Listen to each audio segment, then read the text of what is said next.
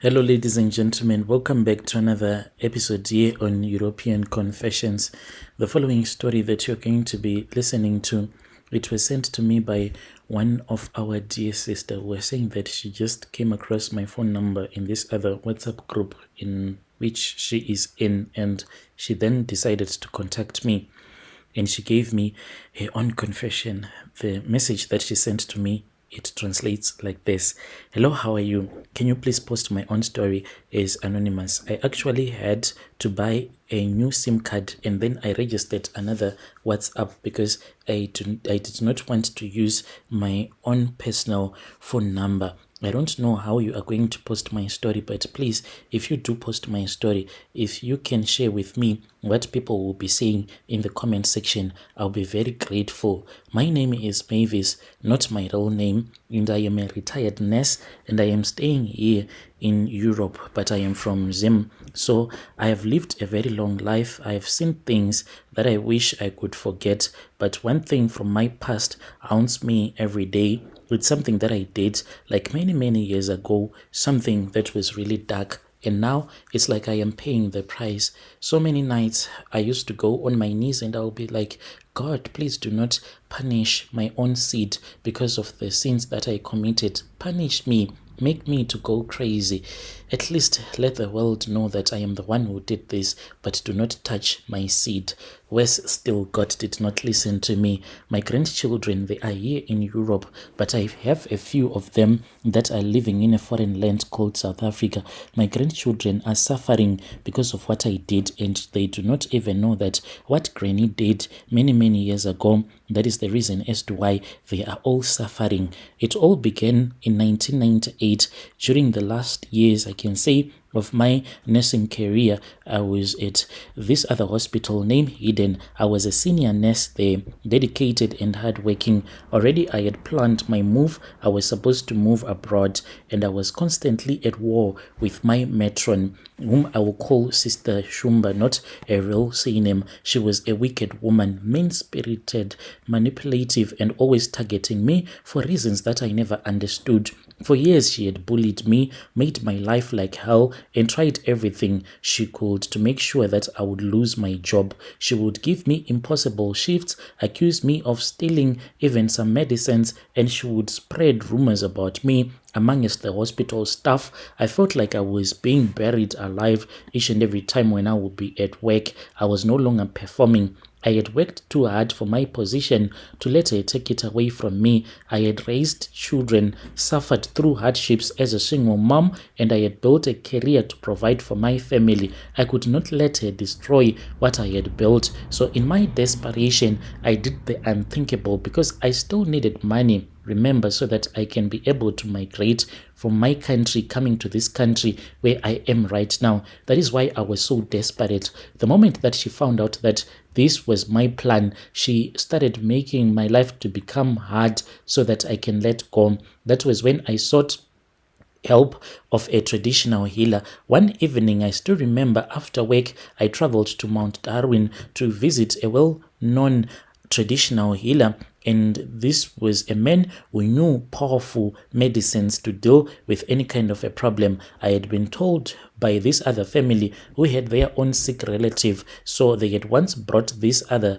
traditional healer who was a relative of that man that I was going to visit. I had never done anything like that before, but the fear of losing my job pushed me to seek drastic measures. This traditional healer promised me that with right rituals, then Sister Shumba would never be able to harm me again. In fact, she told me that if I was willing, I could make sure that my matron will never be able to cause trouble for anyone else ever. So at that time, when she said that this woman, when she will be out of your life, she will never cause you or anyone problems anymore, I did not understand that the only way that a person will stop causing problems for you or anyone, it is when they are dead. I did not understand what the healer meant at that time. I was so desperate that I agreed to proceed with the ritual. So I was then given a concoction, some herbs and some animal bones, and I was also given a doll, but this doll, it was made out of clay, and I was instructed how to perform these rituals at night at my home and perform these rituals when I was when I would be on my evening shift, and I had to name this clay doll, and I had to give this clay doll her own name. So I followed her instructions. I lit a fire in the backyard, and I started doing the incantations that the traditional healer had given me. I buried that clay doll under a large tree near my home, but at night when I was on my evening shift, I went with it after I had dug it up, and then I went to work. When I returned back from work, that was when I hid it again. I dug another hole underneath another tree, and then I poured mixture of herbs over the ground, and I buried that clay doll. As I did this, I kept on whispering all the evil things that I wanted Sister Shumba to happen to her, all the suffering that she had caused to me. Those were supposed to happen to her. I did not even understand what I was doing, but that healer assured me that after the ritual, everything was going to change. 2 months later, that was when our matron fell ill. It was a sudden sickness. Her body weakened, even her voice. She could not even walk properly, and then she had a stroke, and then she was so sick, and then a few weeks later, she passed away. Instead of me feeling guilty at that time, I felt this relief. I knew that my enemy was gone. She was never going to harass me like the way that she used to harass me before, and no one was ever going to question me again. I thought that finally the nightmare was over, but I was so wrong. Years passed and I retired peacefully, thinking that this chapter of my life was now all but closed. But strange things started happening in my family. My children, they were fine at first. They grew up, they got married, and they had children of their own. There was no problem there. This happened when I was now in Europe. I got remarried. My husband passed away. That was when my grandchildren began to face a strange and unexplainable curse. It first happened with my eldest granddaughter. Tendai was the first. She had been dating a very wonderful man for about 2 years, and then they were preparing to get married. But 2 weeks before the wedding, everything fell apart. Out of nowhere, a fiancé broke up with her. So the reason as to why the fiancé broke up with her, since the fiancé was from Ghana, so there was sort of like a fighting that was happening there. Then they broke up, and the family said that they could not go ahead with and they said that they could not go ahead with the wedding.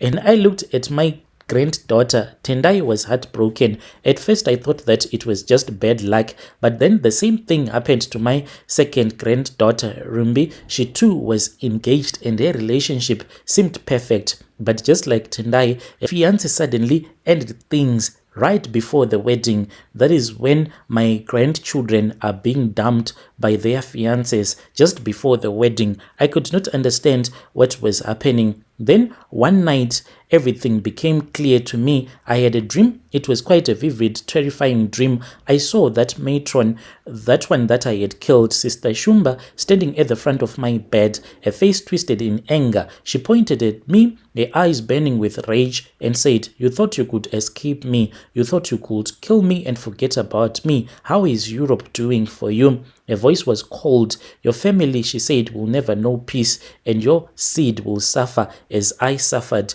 by the time that you killed me." I woke up and I was shaking and I could not even breathe.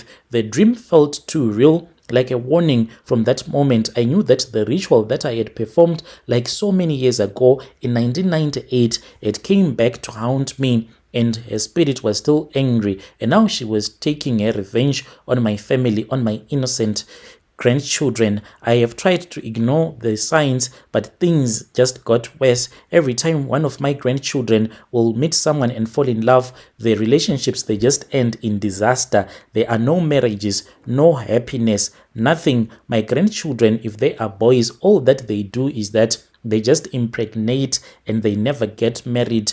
As for my granddaughters, they also have children with men that are married and then they are dumped. The spirit of that matron that I killed is blocking every chance that they have at love, and they can't move forward.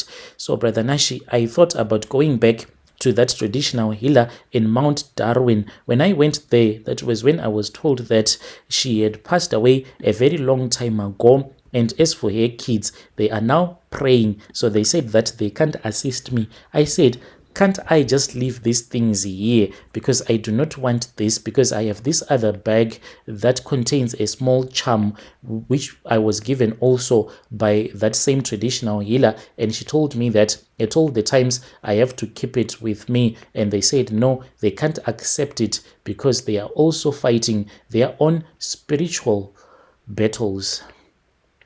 Dear listeners, right there was a message that was sent to me by one of our dear sister, and that was the translation of the message that she sent to me. Strange things indeed they do happen in this world. Yo.